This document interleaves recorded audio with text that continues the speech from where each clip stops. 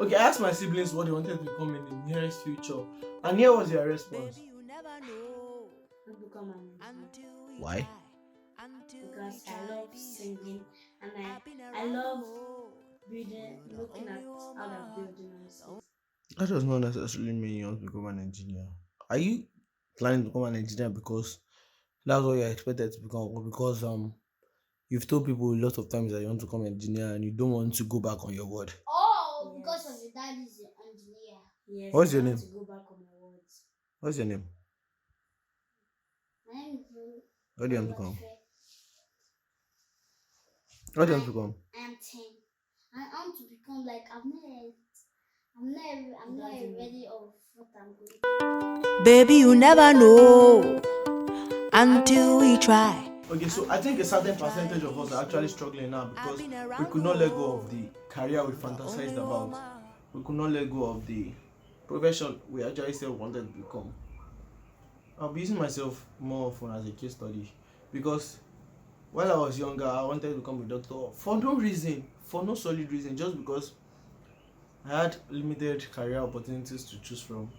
It was either you became a doctor, an engineer, a lawyer, a banker. A banker was a big job that time. A banker, what other thing was there? I think policeman. I think policeman was a big boy, something like that, or soldier, something like that.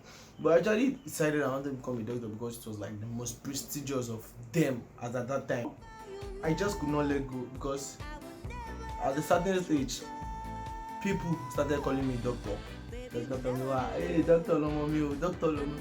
And I was just tied up to that fantasy that yes, I was going to become a doctor. I knew the life of a doctor was actually something that was going to be very boring compared to my life, compared to what I want for myself actually. Deep down, I knew that I was not going to become a doctor. Deep down, I knew that I did not want to become a doctor. Deep down, I was hoping that I was not going to become a doctor. But whenever you get home, my grandma is like, what is the doctor? I told you. It was not like I was emotionally attached, but I just could not think of something else to do. I could not even actually figure out my own path. I could not even sit down on my own to find something else because I was just like, okay, when I get to the studio, I'll write jam and process for medicine and surgery. I knew I was not the medicine and surgery person. I knew I was not going to pass the cut-off mark, but I hoped I was going to pass. Writing my first jam, and yes, that was where reality actually became something that was not abstract. It actually became something that dawned on me that yes, you've been hoping that you become a doctor, you've been hoping that you become blah blah blah, and now here you are scoring 200 in jam. I'm like, yeah. And my daddy was like, most of me mo mọ̀ pé kò ní doctor lára.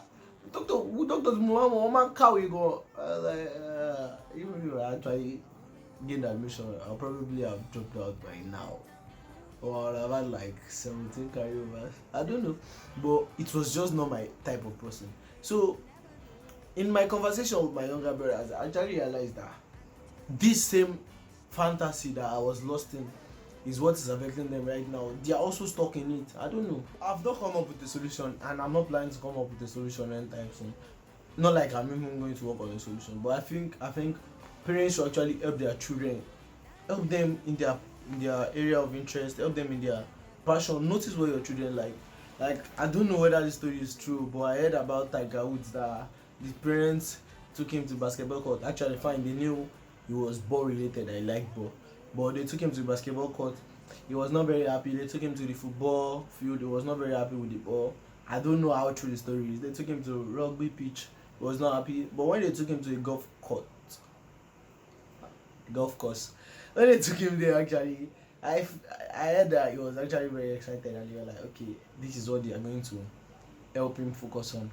And yeah, that's Tiger Woods, the legend already. So I think parents actually have a huge part to play because yeah, that's it. Why not? And Nigeria is real. Nigeria is real. If you think no, I want to become a doctor, I'm talking to people that are still in like SS2 and SS3.